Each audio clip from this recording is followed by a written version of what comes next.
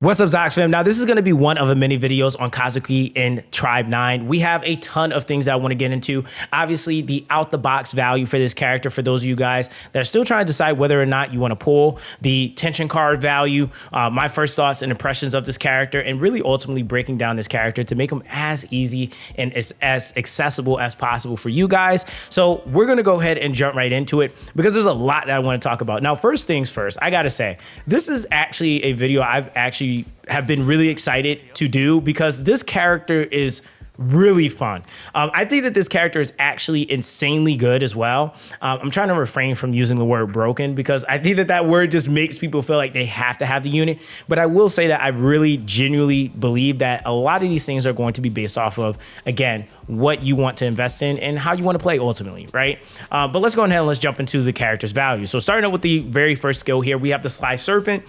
Basically, you have your primary attack, which hits 4 times. It's melee damage. You have the secondary attack, and this is where you need to actually start paying attention to the character. It can be executed when at 1 or above stacks of memory. Perform 2 stages of melee attack. You basically lunge at them. You could basically make them lose their balance more. And when executing, you consume a certain amount of memory.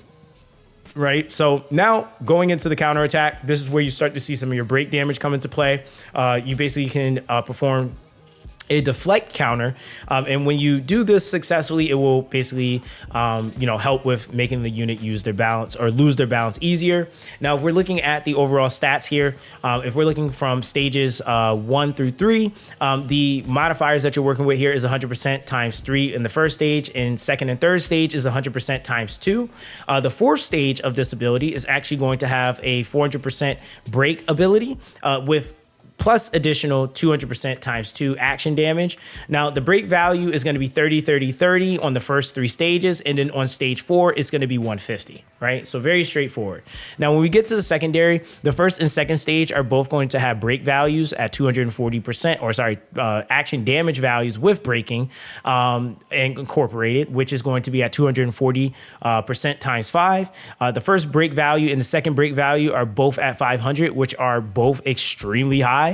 And the stamina consumption is going to be 100 for both stages, right? And the first stage memory consumption that this takes is 1 stack. And the counterattack itself is going to also be an ability that adds break value. It's going to have 500 break value for a successful counterattack and a 70% action damage times 3 with a 250 stamina consumption, right? So very, very straightforward. Of course, because they lowered the values in terms of how much stamina things eat up, or how much stamina a skill can eat up. It's definitely way easier to use him than it was even before when he was a guest character, right? Now, the second skill here we have is the Deflect Server. So it's a strategy skill, and it can be executed when at 4 or above stacks, right? And this is of memory. Now, basically, what is memory, by the way, or how you gain it? Basically, you have a maximum of 15 stacks. You gain 15 stacks at the start of battle, and when executing certain actions, it consumes a certain amount of stacks. Now, when you get to the next portion of the skill, you can deploy a Deflect Server at the foot of the target and deal damage while granting party members Deflect Shield. So there's 2 components to this. Deflect Server. So basically, when a Deflect Shield decreases damage taken, or when a party member executes a counterattack and or has a perfect evasion happen successfully, the Deflect Server will launch a counterattack around itself. So basically, within a certain radius, you still are going to be able to execute a counter based off of you basically taking either Deflect Shield damage, or and what this means essentially is that when you have the Deflect Shield on a character, if they get hit, it's activating and recognizing that there's a Deflect Shield in play, and so it registers and procs the Deflect Server. Also, again, counterattacking, perfect evasion, very straightforward on what that is. Also can proc it as well. Now, the Deflect Server will be removed after a certain period of time, and there can be no more than 2 Deflect Servers deployed on the field. So it's very straightforward, very simple, not that complex. I promise you. I'm going to even show you guys it in combat when we kind of get to that point.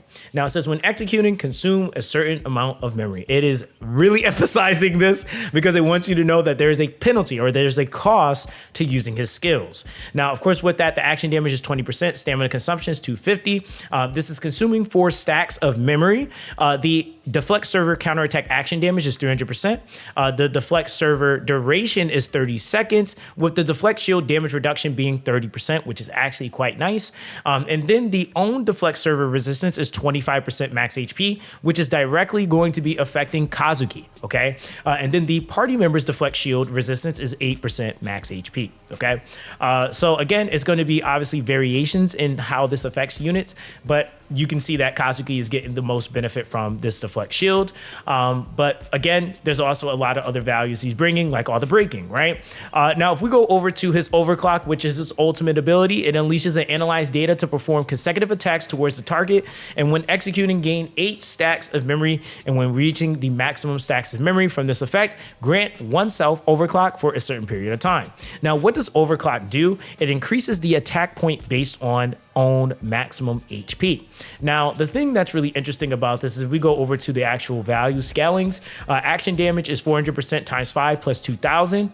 Which is kind of insane. So yes, this does hit pretty hard. Required tension phase is 2, and the tension gauge maximum consumption is 200.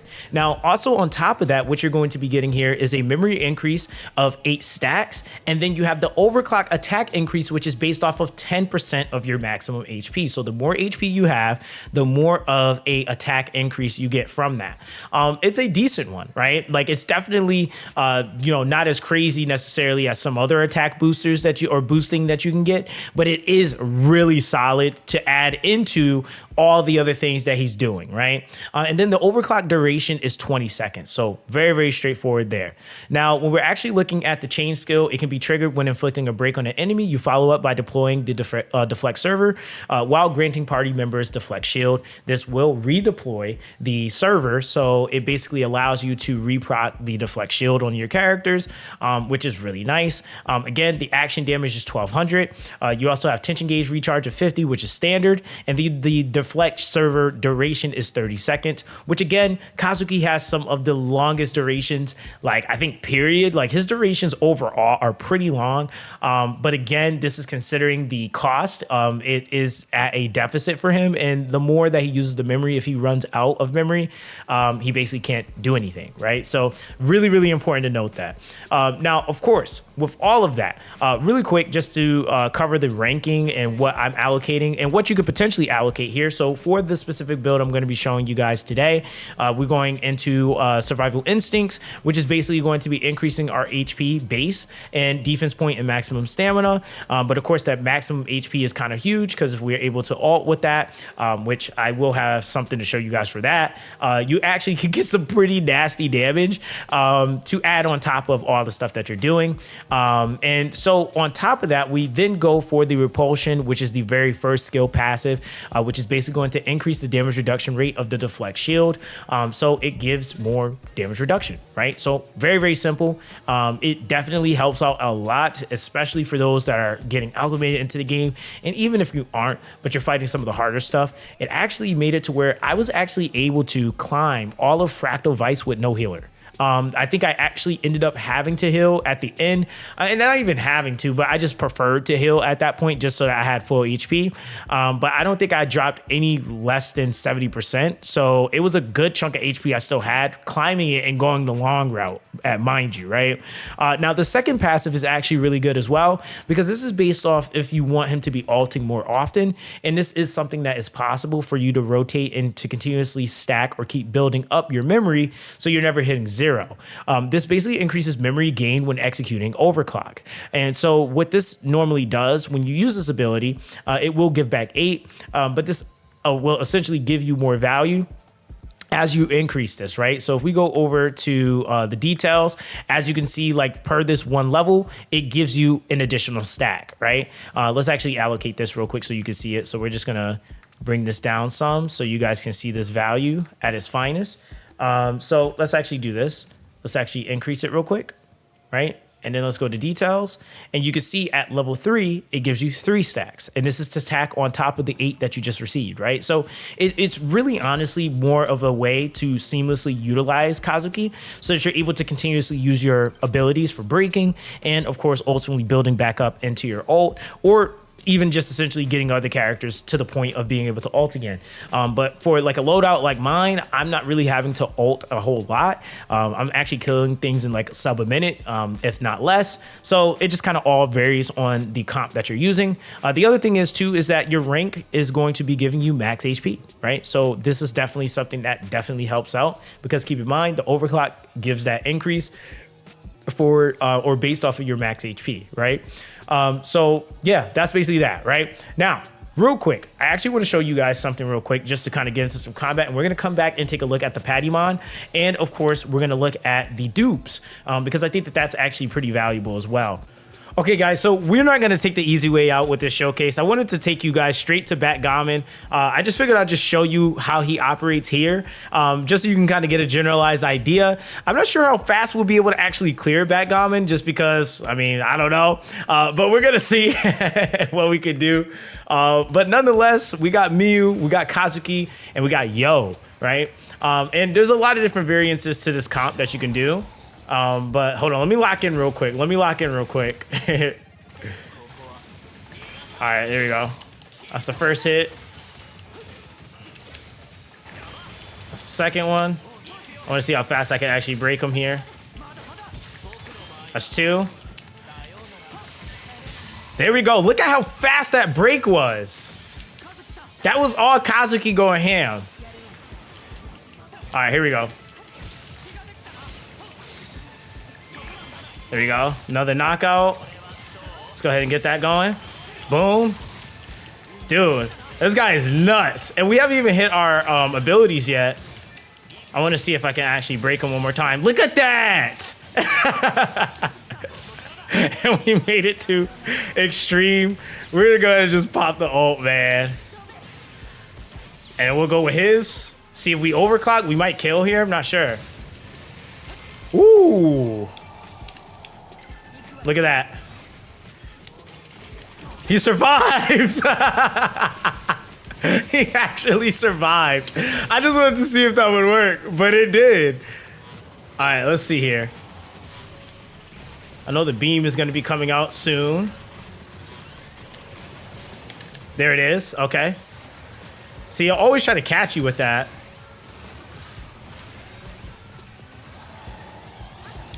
And this is why I love that you could swap units. Like, look at that. It's an easy way to kind of cheese that gimmick, by the way. Let me see what he does here. I don't think he should do the water tornado.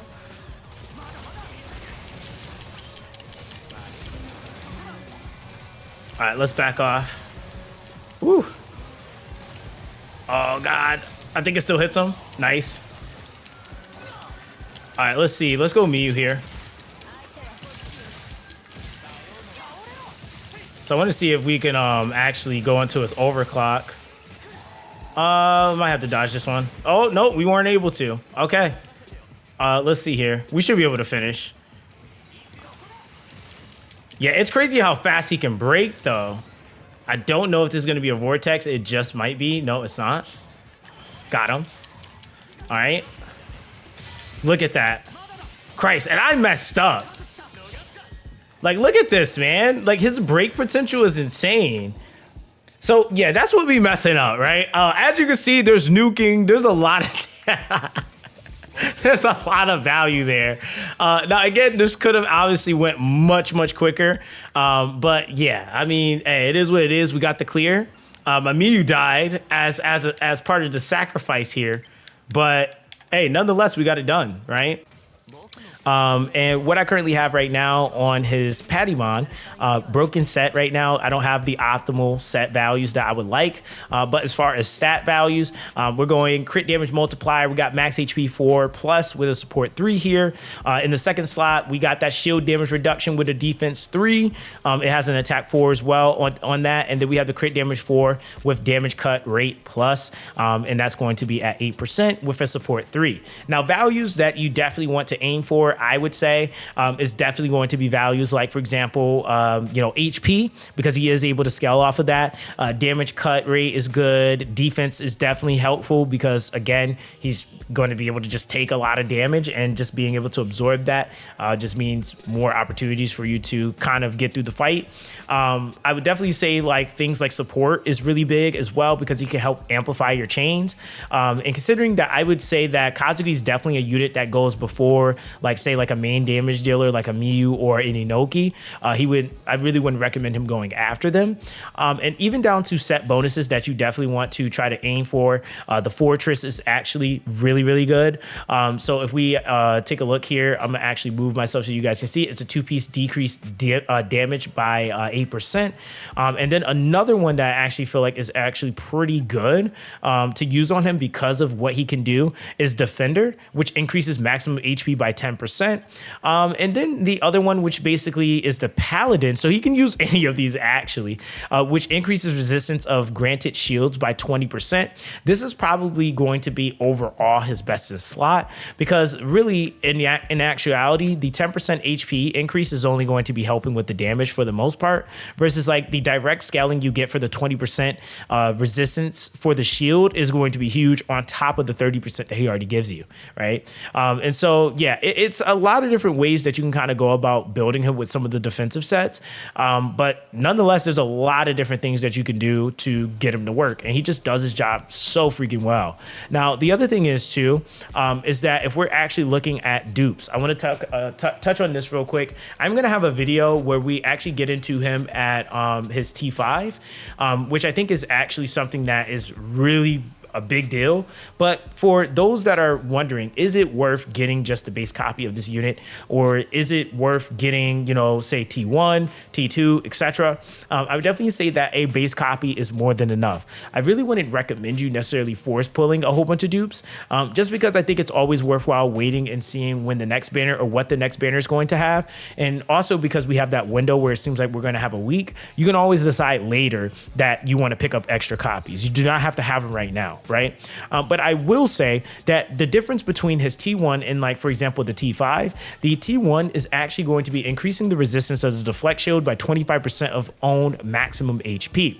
So the thing about this is that this is actually going to be something that is applied, and to what I was able to gather is this is going to be helping further increase the value of that deflect shield, mainly for Kazuki. Like, he's going to be getting the biggest boon out of this entire thing because he's already at 25%, but it's going to be granting that additional 25% on top of that. So it just ends up making it like a fortress, literally. It is a lot of tank that you're trying to get through. It's really valuable, I will say. It definitely helps out a bit. But is it something that I feel like is required? I feel like it's nice to have, but I don't think it's a requirement because it is just an extra defensive layer, and that's pretty subjective on whether or not somebody needs or wants it. But again, it also does proc the deflect server as well. So it's just always like, something you could consider. But again, I don't think it's a must have. It's just nice to have. Of course, potential gems on the T2. On the T3, it says every 20 times own attack hits an enemy, gains 1 stack of memory. This is actually not a bad thing because this makes it to where, like, if we go back to what your skills are, if we go back to your primary actually is just 4 stages of melee. So it doesn't actually utilize for example, overclock. So you technically get his third dupe to basically help build him back up without having to ult. That's something that can kind of supplement that in between, which is kind of nice, I guess. So that's where that value kind of comes from for that. You also have expand, which is 3 more potential gems, which again, more ranked gems is always just nice, but not something I would say push hardcore for. But of course, for those top spenders, the overload is basically overclock on crack, because basically overclock will give an additional effect that will increase your own break damage by 50%.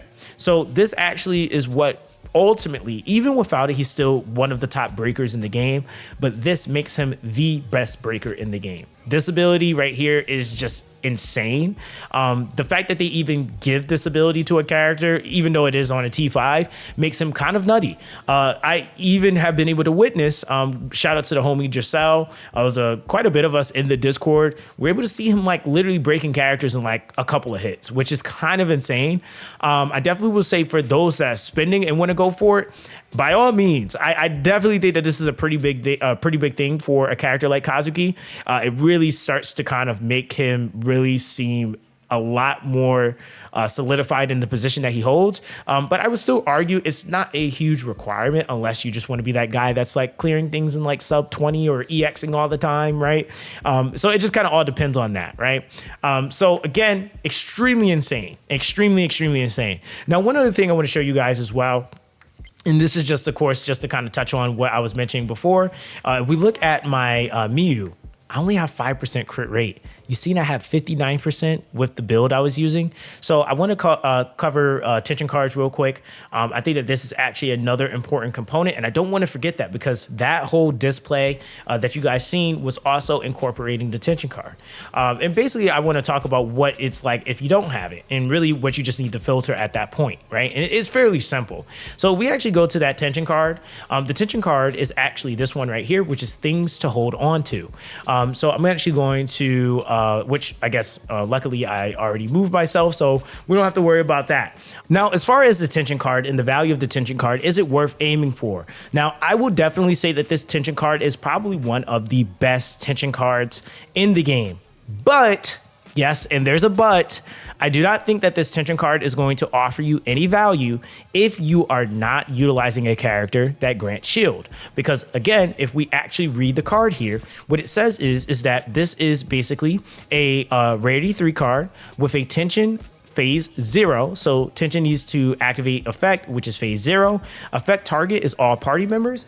And when granting shield, grant party members Nighttime Ponder while increasing crit rate by X amount, which just goes up to 10% if I'm not mistaken, for 30 seconds. And then Night Ponder will actually have it to where maximum is 3 stacks, and it will increase crit rate by 6% for each, which is really a varying number for each stack. And then when under Nighttime Ponder, each time an additional attack hits, stacks will increase, right? So here's the thing. This is definitely a card that if you have it, if you plan on playing Kazuki, it is going to be an absolutely insane card to have, okay? But if you are not utilizing a character that's granting you shield, you're basically never really going to get value from this card. It is an alternative and a way for you to be able to supplement a stat value like crit rate, which again, it gives you such an insane amount. But I definitely will say that for those that don't plan on pulling Kazuki, this is not a card you're going to pull. Okay, like I just like honestly am just gonna leave it at that. Do not pull this card if you do not plan on using a character like Kazuki or even what I think like Senju gives shield. So yeah, you want to be very careful with that. Okay, I don't want to hype this card up to the point where people just believe they just need to have it just because. No, you only want to pull this card if you are building a character like Kazuki. Right? Because again, you need to be granting shield in order for this card to take effect. Now, the other thing is too, is that with this card, how many copies should you go for? Singular copy is fine, right? You do not need to go crazy. Like say, same thing with the unit. I feel like as a free to play, if you got lucky and you got it early, like I did, I got it in one multi, I left immediately. Now, I think the other thing is like, what other cards would I recommend in conjunction? Now, if you are one of those individuals that definitely decides that you want to use Kazuki, you got the card. What else can you use in conjunction that works really well with this? Obviously, I think that full party is huge. Using it, and I've talked to others about this, you can use it with Unity, which would just double the effect and make it even better. The thing is that both Kazuki and others in your team, definitely Kazuki, since we're focusing on him, can make use of having crit rate doubled and defense point doubled because again, he's taking damage. A lot of the times he's going to potentially take a hit. So that's something that definitely can help him scale. If this had been HP, it would have been kind of nuts, but because it's defense point, you don't really need that. And even if you don't have the card for proccing Unity, it's okay. You still are getting extra value on top of what you already have, which again is pretty insane. Like you've seen that for me having the Unity with the Strike Zone and Full Party combo with the tension card for him, had about 59%. I think every character has about 55%, or sorry, 55, 5% innate crit rate. So yeah, this was a pretty huge value, and this is only at level 40, which this can obviously go up. Now, of course, with that, other cards that I would recommend based off of what you might be trying to accomplish, definitely cards like Pulsating Life. I mentioned this card before. You can get ultimate damage. Same thing. You can pair it up with Clinical to double that value. It's entirely up to you.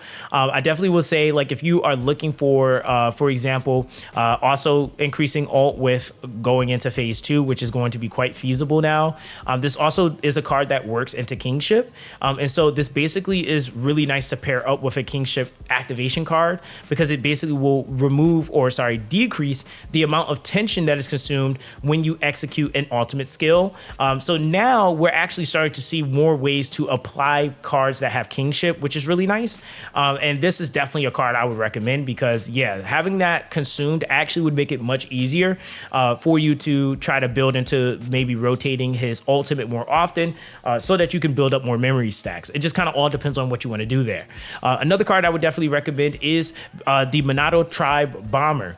This is basically when a granted shield is removed, it recovers X amount of HP. This is something that can supplement the fact that you don't have a healer.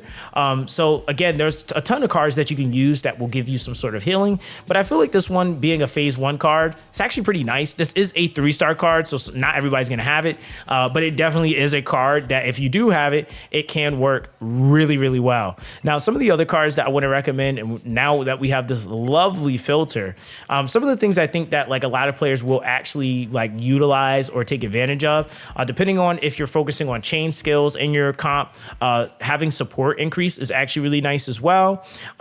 Considering that this is a phase 0 card, competition is still a card. Even before the changes was a card I actually use, because it's basically when the enemy's tension phase increases, it recharges your tension by X amount. And then when you have the Kingship, you basically are able to recharge a certain amount for each stack. Now, the reason why this is much better now, though, is simply because of the fact that you can break so much faster with a character like Kazuki.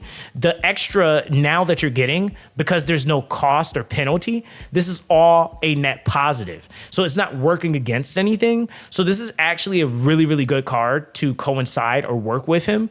Yeah, it's way better than it was. Like I have to say. Now, of course, with that, you also basically have it to where this card now, Super Play, which was a card I was like just completely avoiding, now is actually good. Because again, most fights, if you start out neutral or have advantage, you will start out with phase 2. So when primary attacks hit, increase primary attack damage multiplier by X amount. And then when a character grants a buff, grant Kingship. Right? So this is a Kingship card. This one is actually going to be the one that I would say most people are probably going to use, which is Phalanx, which is basically, it increases your primary attack multiplier by X amount. But when a character grants a shield, it grants that character Kingship. Okay, so this is probably going to be the #1 activation card most people will use because it grants you Kingship, right? So it's just kind of insane how much cards have opened up now to where now we don't have that penalty. And again, you do have some other cards as well that decrease all enemies' attack point by X amount. And basically for characters under Kingship, increases their attack point by the same amount of the enemy's decreased attack point. And then you have also one when one's granted Kingship, increases crit rate by 2.88%.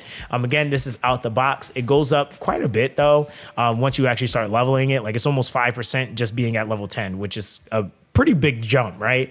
But I definitely will say, like, off rip, cards that are like high in value, definitely if you are using Kazuki, I would highly recommend, if you could get it, if you don't have the currency, don't sweat it. You could always make up that crit with something like this, for example, and just kind of play into the Kingship with like the Phalanx, and definitely making use of Leading Wisdom with like ulting and getting the tension consumption reduced. Because at that point, you're just basically always a net positive. You're just giving yourself a ton of value. And then, of course, cards that you start out with, like the full party, and of course a strike zone to proc unity for doubling the value. And even if you don't go for that, you still can get a lot of value just from using the full party. Are some of my higher recommendations, right? So again, guys, that is basically that. I'm gonna end the video off with basically me challenging Backgammon, so you guys can kind of see some of the damage. I actually do ult with him, so you can kind of see how his ult can be applied, and it's just a ton of rip damage. I kind of play a little trash, so don't mind that too much, but I hope this was able to help, man. We are going to have more in-depth videos when we get further into investment on Kazuki, but I will say that as far as the character coming out of the box, immediate value that he gives is so freaking high. I definitely would say for a person that wants a character that breaks really well, also is able to give a defensive layering, and also I would definitely say is able to do a fair amount of damage himself and has amazing ult damage. I would say even for like AoE clearing or farming, he's your guy. I definitely would say he's pretty huge. And the attention card is definitely a great way for you to like basically close that gap in stats, like especially like crit rate that you might be missing. So yeah, guys, that's basically going to be that with this one. Let me know what you guys think in the comment section down below. Sorry this was such a lengthy video, but there's just so many different talking points when it comes down to this unit. So that's going to be that with this one, guys. Everyone stay blessed, and I'll catch you guys in the next one.